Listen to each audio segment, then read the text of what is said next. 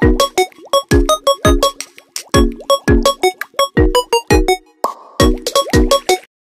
day everyone, so we are the group 3, so our topic is Erikson psychosocial stages. So I will be discussing the first stages, which is first year of life, so trust versus mistrust. So these stages happen during a baby first year of life. The baby is learning whether the world is safe and reliable place or not, based on how their parents treat them. So, like sa favorable outcome or trust, faith in the environment and future events. This means that the baby learns to trust the world and people around them. It happens when their parents are loving, consistent, and meet their baby needs. So, like comforting, keeping them safe. So, like for example, kay kanang nikuligi ang bata, kay gigutom. So, ang iyang mama kay ipatutoy siya dayon. So, makaana ang bata nga kung nasa'y kailangan mo kuha ng naday mo dool niya. So, the baby develops faith that the world is good and that the people can be trusted. So, sa unfavorable outcome or mistrust, suspicion, fear of future events, if the baby needs are ignored, inconsistent, or met harshly, they may feel unsafe or abandoned. Develop mistrust, believing the world is unpredictable. So, for example, kay ang bata kay ni kuligi na dugay na ni kuligi. So, bisan usaway ni duol niya para pahilumon siya. So, maka-feel na din siya nga ayaha, why mo tabang ka niya, why mo comfort niya, like that. So, later, they may grow up anxious or withdrawn or suspicious of other intentions. So, that's all for first year of life. So, good day everyone. I'm Janwin Mandawi. I'm going to report about autonomy versus doubt and second year. At around 2 years old, children start wanting to do things by themselves, like eating, dressing, or walking. This stage, called autonomy versus doubt, helps them learn independence and confidence. So, for example, when a parent lets their child eat alone, even if it's messy, the child feels proud and capable. This builds autonomy. But if the parents calls or stuff them, the child may feel shame and doubt. For in short, encouragement builds confidence. Over control creates fear and self-doubt. Thank you. Marata. Good morning everyone, I am Janeline R. Martinez, and today we will talk about the third stage of Erik Erikson's psychosocial stages. So, the third stage is through 3 to 6 years. So, the crisis is initiative versus guilt. So, sa initiative, ang children is capable of doing things on their own, making decisions, and try to explore and showing independence on themselves. So, for example, sila na mo pili sa ilahang ganahan nga sinina or magduwa o ilahang gusto.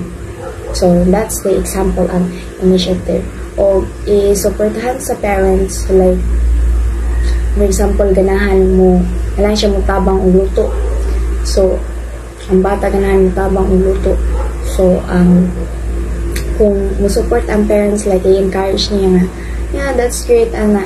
So, ang children, so, mo-boost ang yan confidence niya. feel niya nga sakto siya or he or she is doing right. So mo na siya ang initiative. So ang guilt ana is if dili siya ingnon nga kanang mali na dili na maayo nga buhaton, so diya na maka-feel ang bata og guilt or malo ang iyang kanang self-esteem or confidence niya.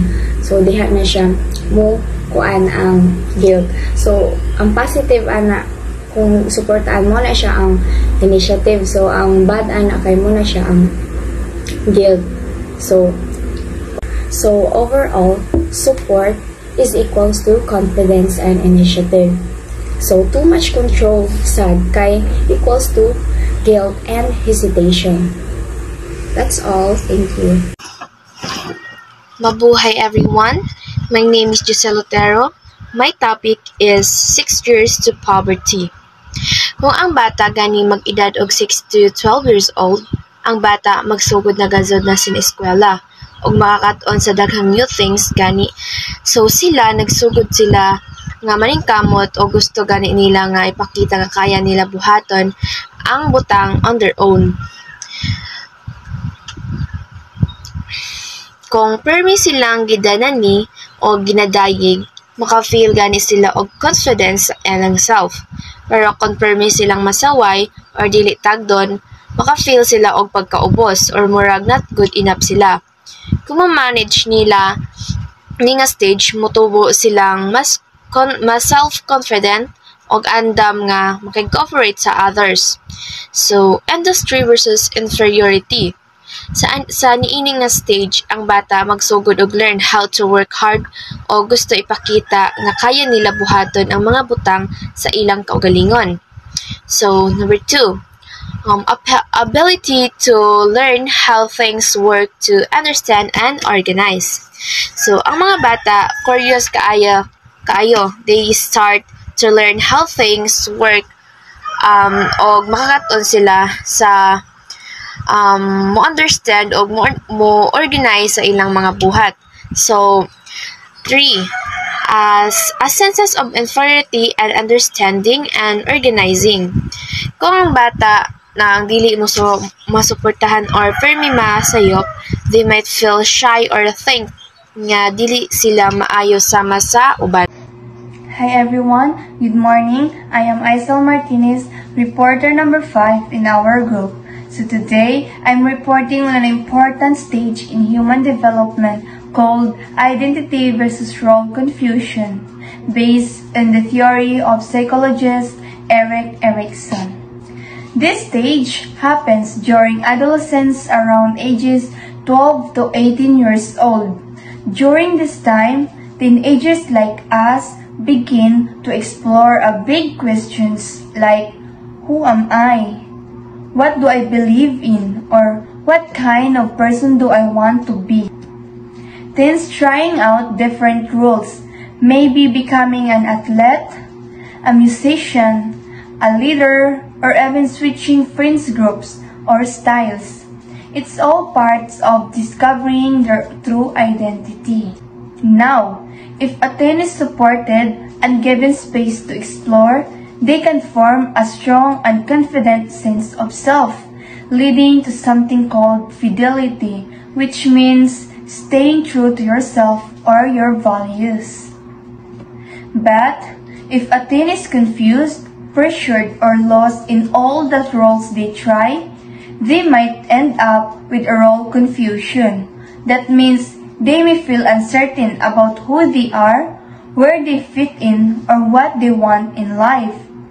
In short, this stage is all about figuring out who you are, and even though it can be a little messy, it's a crucial part of growing up. For example, Alex, na nagname Alex. Si Alex, ni-appeal siya basketball, which is naamang po dito ang iyahang mga barkada. And then, ni-try po si Alex sa art club, which is dito po niya, nabantayan sa iyang kaugalingon nga na-enjoy man po siya sa pagpainting. And then, ang parents ni Alex gusto nga ipa-focus si Alex sa sports, which is dito nagdesisyon si Alex og unsa man jud ang iyang gusto siyang kaugalingon, unsa man jud ang iyang maging gusto nga maging sports ba, as sports ba or sa art club. And then while nagdesisyon si Alex, naka-final decision si Alex nga ang iyang piliyon is ang art club, which is ang pagpainting. While nagpaint si Alex, confident siya sa iyang kaugalingon nga sakto ang iyang gidesisyon, sakto ang iyang gipili. So diri na to makita ang clear identity, kay iyang gipili ang iyang kagustuhan. But if ever gani nga ang gipili nga desisyon ni Alex is ang decision siyang parents, which is mag-focus siya sa sports, dito nagawas ang role confusion. Kay dili man siya sure sa iyang napilian, kay ang kagustuhan man to sa iyang parents. So nagawas dito si role confusion. So mao na siya ang example sa identity versus role confusion. Pero kung ako pa lang naa sa inyong sitwasyon, or kung ako pa lang or naa pa man gani mo'y kanang mga desisyonan sa kinabuhi nga dili pa mo sure, mas maayo nga dili mo magdali og decision. Mas maayo nga inyo pagid na pangitao nira og bara bagid na sa inyo or dili, para success ang inyong pagdesisyon nga dili mo kuan. Pero if naka-decision, if sa pangidaron karon natay na decision nga dili dito para sa tuwa, which is okay ra sad na siya kay dili man ta perpekto. And then, naman po tayo ma-learn sa atuhang na decision nga dili insakto. That's all. Have a good day, everyone, and keep safe. Pray lang ng pray. Bye-bye. Good day, everyone. Today, I'm going to talk about the early adulthood stage in Erik Erikson's psychosocial development theory. This stage is called intimacy versus isolation, and it usually happens during the age of 19 to 40 years old. In this stage, young adults begin to form close, committed, and loving relationships with other people. They learn how to share their lives emotionally and build trust and connection with others. The favorable outcome of this stage is the ability to make deep commitments and experience love. It means the person is open to emotional intimacy and can form lasting relationships. However, the unfavorable outcome is isolation, when a person avoids closeness or fears emotional commitment, leading to loneliness and disconnections.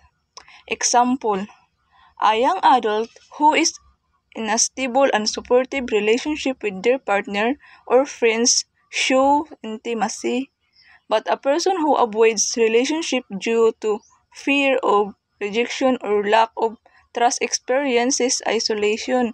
In short, this stage teaches us that love, connection are important to building a meaningful adult life. Good morning, everyone. My name is Curly Nanoy, and I'll be the one to discuss about the generativity versus stagnation. It is the 7th stage of Erik Erikson's theory of psychosocial development, which takes place during middle adulthood, ages 40 to 65. So, generativity is the desire to contribute to the world and nurture future generations through actions like parenting, mentoring, and other meaningful work. So, mao ni siya ang nakaambag ka sa kalibutan o nakatabang ka sa mga future nga generations. So, ang example ani kay panitanag, nagtanong ka og kahoy nga sa kaprutas, kahoy sa prutas, and then sa umaabot kay nakatabang ka sa daghang kay mga tao tungod sa bunga ato sa imong gitanong nga prutas. Another example kay kanang nagbantay kag mga bata, nagtudlo ka sa mga batanon o nagbuhat kag maayo sa inyong komunidad aron makatabang sa ubang tao. So next kay ang Stagnation. It is a feeling of being unproductive, self-absorbed, and disconnected from society. So, ang kanisiya, mo na siya ang kabaliktaran sa generativity. Kaya kung ang generativity, kinakatabang siya sa mga generation. Nakaambag siya sa kalibutan, nakatabang siya sa mga next nga generation. So, ang kaning stagnation, wala siya ipaki. Wala siya pakabana sa laing tao, sa kalibutan, wala siya kaambag niya. Nabuhi ra siya para sa iya kagulingon. So, in short, tapulan. So, that's all for my part. Thank you. Good morning, everyone. This is the last stage of Erik Erikson's psychological development theory. So, the last stage of Erik Erikson's psychological development theory is the late adulthood.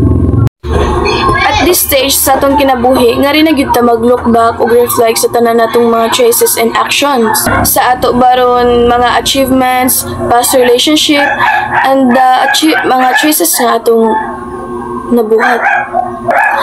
Sa kaning stage sa kinabuhi is it's all about regret, acceptance, and reflection. So, kung mabot ako na taan nga stage sa atong kinabuhi, maka-feel ko na ta og duha ka emotion, which are the integrity ug ang depression. Sa integrity means being honest, true to yourself, and doing the right thing even when no one is watching. It's about living accordingly to your values and accepting yourself, your strength, your mistakes, and your past. Meaning sa integrity is kita maka-feel ta og sense of fulfillment sa tong kaugalingon. Makatuntag ma-accept na to both good and bad sa to bad parts sa to ang life o kana mga og ma-feel sad nato nga we live with purpose. Then maka-feel po tag peace kay kanang wala man tay kuan regrets, and ma-face gay nato ang end of life with wisdom and dignity o calmness. Sa despair pod is usually ang maka-feel ani niya is katugaling mga tao nga daghan og regrets, nga feel gali nila nga they wasted too much time or they made too many mistakes, na makaingon pod sila nga kanang I should have made better choices, kuan pa ko batanon pa ko. Then unlike sa kanang a person who live with integrity nga i-face nila ang end of life with calmness, kani is mahadlok gali sila i-let go pa ang life kay daghan pagay kay sila mga regrets kinabuhi. So let's remember that the beauty of life is not how long we live, because the soul does not count the years. It counts the moment it love, forgive, and learn to let go. So guys, let us all remember to live without regrets. So kung na may mga gustong buhatan ninyo. But remember that all actions have consequences. So let's think before we act. Thank you, that's all.